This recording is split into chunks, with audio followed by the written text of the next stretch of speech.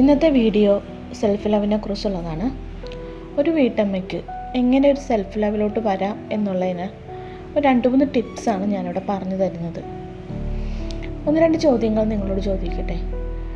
നിങ്ങളുടെ പാർട്ട്ണർ നിങ്ങളെ അക്സെപ്റ്റ് ചെയ്യുന്നില്ല എന്ന് തോന്നുന്നുണ്ടോ? നിങ്ങളുടെ പാർട്ട്ണർ നിങ്ങൾക്ക് വാല്യൂ തരുന്നില്ല എന്ന് തോന്നുന്നുണ്ടോ? അതുപോലെ വീട്ടിലുള്ള മെമ്പേഴ്സ് നിങ്ങളെ അംഗീകരിക്കുന്നില്ല എന്നുള്ള ഒരു പാറ്റേൺ നിങ്ങൾക്കുണ്ടോ? അതുപോലെ എൻ്റെ ലൈഫ് ഇങ്ങനെ ആയിപ്പോയി, ഇത് ഇനി ഇങ്ങനെ തന്നെ ജീവിച്ച് പോട്ടെ അങ്ങനെ ചിന്തിക്കുന്ന വ്യക്തിയാണോ? അതുമല്ലെങ്കിൽ ഒരു സൊസൈറ്റി കൺസേൺ നിന്നുകൊണ്ട് ഇങ്ങനെയുള്ളൊരു ജീവിത സാഹചര്യത്തിൽ കൂടി, അതായത് വളരെ പ്രഷറുള്ള ജീവിത സാഹചര്യത്തിൽ കൂടി പോകുന്ന ആളുകളാണോ നിങ്ങൾ? അങ്ങനെയെങ്കിൽ നിങ്ങൾക്ക് 2-3 ടിപ്സ് ഞാൻ പറഞ്ഞുതരാം സെൽഫ് ലവിലോട്ട് വരാൻ വേണ്ടി. കാരണം ഒരു ഹൗസ് വൈഫിന് ഏറ്റവും കൂടുതൽ ഹെവി പ്രഷറിലോട്ട് പോകുന്ന ഇപ്പോഴത്തെ ഒരു ജീവിത കാലഘട്ടത്തിൽ അങ്ങനെ ജീവിക്കുന്ന ഒരുപാട് സ്ത്രീകളുണ്ട് നമ്മൾക്കിടയിൽ. അവർക്ക് വേണ്ടിയുള്ളതാണ് ഈ ഒരു വീഡിയോ. അപ്പം ആദ്യത്തെ ടിപ്പ് എന്താണെന്ന് വെച്ചാൽ, നിങ്ങൾക്ക് തന്നെ വാല്യൂ കൊടുക്കുക എന്നുള്ളതാണ്. നിങ്ങളൊരു സെൽഫ് റെസ്പെക്റ്റിലോട്ട് വരിക എന്നുള്ളതാണ്. ബാക്കിയുള്ളവരാരും നിങ്ങളെ റെസ്പെക്റ്റ് ചെയ്യുന്നില്ല എന്നുള്ള ആ ഒരു തോട്ട്സിനെ നിങ്ങൾ ബോധേഡ് ചെയ്യാതെ നിങ്ങളെ റെസ്പെക്റ്റ് ചെയ്യാൻ പഠിക്കുക എന്നുള്ളതാണ് ആദ്യത്തെ. രണ്ടാമത്തെ ടിപ്പ് എന്താണെന്ന് വെച്ചാൽ,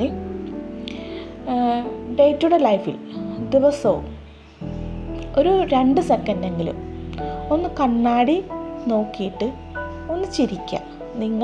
നിങ്ങളെ നോക്കി ചിരിക്കുക, വെറുതെ അങ്ങ് ചിരിക്കുക. അപ്പം അങ്ങനെ ചിരിക്കുമ്പോൾ നിങ്ങൾ ആദ്യത്തെ ദിവസം നിങ്ങൾ ശ്രദ്ധിക്കില്ല, ഞാൻ പറഞ്ഞുകൊണ്ടൊന്ന് ചിരിച്ചേക്കാമെന്ന് പറഞ്ഞ് ചിരിച്ചിട്ടുണ്ടാവും. രണ്ടാമത്തെ ദിവസം നിങ്ങളത് തന്നെ ചെയ്യുന്നു. പക്ഷെ 3-ാമത്തെ ദിവസം നിങ്ങളങ്ങനെ ചിരിക്കുമ്പോൾ നിങ്ങളെ ഒന്ന് കാണാൻ ശ്രമിക്കും അവിടെ. അതായത് നിങ്ങളൊന്ന് സ്വയം വിലയിരുത്താൻ നിങ്ങളവിടെ ശ്രമിക്കുകയാണ് ചെയ്യുന്നത്. അവിടെ നിങ്ങളെ കാണുമ്പോൾ നിങ്ങളുടെ മുഖസൗന്ദര്യം കാണും, നിങ്ങളുടെ ശരീരഘടന കാണുമ്പോഴൊക്കെ നിങ്ങൾക്ക് ചിലപ്പോൾ വരുന്ന തോട്ട് പാറ്റേൺ ഇങ്ങനെ ആയിരിക്കും: എന്നെ കാണാൻ കൊള്ളില്ല, പണ്ട് നല്ല ഭംഗിയായിരുന്നു, ഇപ്പോൾ ഒരു 2 പ്രസവമൊക്കെ കഴിഞ്ഞപ്പോൾ ഇങ്ങനെയായി, നല്ല വണ്ണമുള്ള ശരീരമായിരുന്നു, നേരത്തെ ഞാൻ മെലിഞ്ഞിട്ടായിരുന്നു.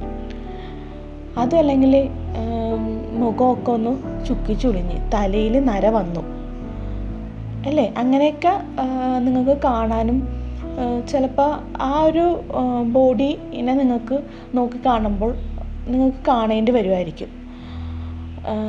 നിങ്ങളതിനെ അങ്ങനെ തന്നെ അക്സെപ്റ്റ് ചെയ്യുക ആദ്യമേ. അതാണ് ആദ്യം ചെയ്യേണ്ടത്.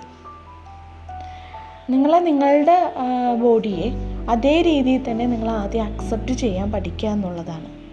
പതിയെ ദിവസവും നിങ്ങളെ കാണും തോറും നിങ്ങൾക്ക് നിങ്ങളോട് സ്നേഹം തോന്നി തുടങ്ങും. അതാണ് ഒരു 2-ാമത്തെ ടിപ്പ്. അപ്പോൾ ഇതിൽ നിങ്ങൾ അക്സെപ്റ്റ് ചെയ്യാൻ പഠിക്കുമ്പോൾ എന്താ പറ്റണേന്ന് വെച്ചാൽ, നിങ്ങൾക്ക് പതിയെ ഈ ഒരു രീതിയിൽ നിന്നൊക്കെ ഒരു മാറ്റം നിങ്ങൾ ആഗ്രഹിക്കും. അപ്പം നമ്മളെ അക്സെപ്റ്റ് ചെയ്യാനാണ് ആദ്യം പഠിക്കുക. 3-ാമത്തെ ടിപ്പ്, നമ്മളൊന്ന് ഒരുങ്ങി റെഡിയായി കഴിഞ്ഞ് കഴിഞ്ഞാൽ ചുറ്റുവട്ടത്തുള്ളവർ, ചിലപ്പോൾ പാർട്ട്ണറായിരിക്കാം, അല്ലെങ്കിൽ വീട്ടിലെ മെമ്പേഴ്സ് ആയിരിക്കാം, ചിലപ്പോൾ അയൽവാസികളായിരിക്കാം, അപ്പോൾ ഒരുങ്ങിയിട്ടൊക്കെ നീ എങ്ങോട്ട് പോകുന്നു എന്ന് ചോദിക്കാറുണ്ട്. അപ്പോൾ മിക്ക സ്ത്രീകളും ഒരുങ്ങാതെ പോവാറുണ്ട്. അങ്ങനെ ഒരുങ്ങുമ്പോൾ നിങ്ങൾ അങ്ങനത്തെ ഒരു കൺസേൺ വെച്ച് ഒരുങ്ങാതിരിക്കുക. നിങ്ങളെ മറ്റുള്ളവർ കാണണ്ടെന്നേ. നിങ്ങൾ മറ്റുള്ളവർ കാണാൻ വേണ്ടി നിങ്ങൾ ഒരിക്കലും ഒരുങ്ങരുത്. മറ്റുള്ളവർ വിലയിരുത്താൻ വേണ്ടി നിങ്ങൾ ഒരിക്കലും ഒരുങ്ങി നോക്കരുത്. ആര് കാണാനാണ് ഞാൻ ഇനി ഒരുങ്ങിയിട്ട് എൻ്റെ സൗന്ദര്യം വർദ്ധിപ്പിച്ചിട്ട് എന്നെ ആര് കാണാനാണ് എന്ന് നിങ്ങൾ ചിന്തിക്കരുത്. നിങ്ങൾ മറ്റുള്ളവരല്ല കാണേണ്ടത്, നിങ്ങൾ തന്നെയാണ് കാണേണ്ടത്. നിങ്ങൾ ആസ്വദിക്കേണ്ടതും നിങ്ങൾ തന്നെയാണ്. നിങ്ങൾ ഒരുങ്ങിയിട്ട് കണ്ണാടിയിൽ മുമ്പിൽ ചെന്ന് നിങ്ങൾ ആസ്വദിക്കാൻ നിങ്ങൾ ശ്രമിക്കുക എന്നുള്ളതാണ് ഒരു 3-ാമത്തെ ടിപ്പെന്ന് പറയുന്നത്. 4-ാമത്തെ ടിപ്പ്, വളരെ പഴകിയതും പിഞ്ചിയതുമായ വസ്ത്രങ്ങളൊക്കെ ഉണ്ടെങ്കിൽ അതൊക്കെ അങ്ങോട്ട് മാറ്റി വയ്ക്കുക. ഒട്ടും മോശമല്ലാത്ത, തെറ്റില്ലാത്ത, അത്രയധികം പഴകിയിട്ടല്ലാത്ത വസ്ത്രങ്ങളുണ്ടെങ്കിൽ അത് ധരിക്കാൻ ശ്രമിക്കുക. എന്തിനാണെന്നറിയാമോ? നമ്മളിതൊന്നും കാത്തു വെച്ചിട്ട് ഈ ഡ്രസ്സൊന്നും ആരും തന്നുവിടാൻ പോകുന്നില്ല നമ്മൾക്ക് ആ പഴയത്, ഒട്ടും പഴയതല്ലാത്ത തരത്തിലുള്ള ഡ്രസ്സുകൾ നമ്മൾ ധരിക്കുമ്പോൾ നമുക്കൊരു ഫ്രഷ്നെസ് കൊണ്ടുവരും, നല്ലൊരു ഫ്രഷ്നെസ് ഫീലിങ്സ് നമ്മൾക്ക് കൊണ്ടുവരും. അപ്പോൾ അതൊന്ന് ശ്രദ്ധിക്കുക.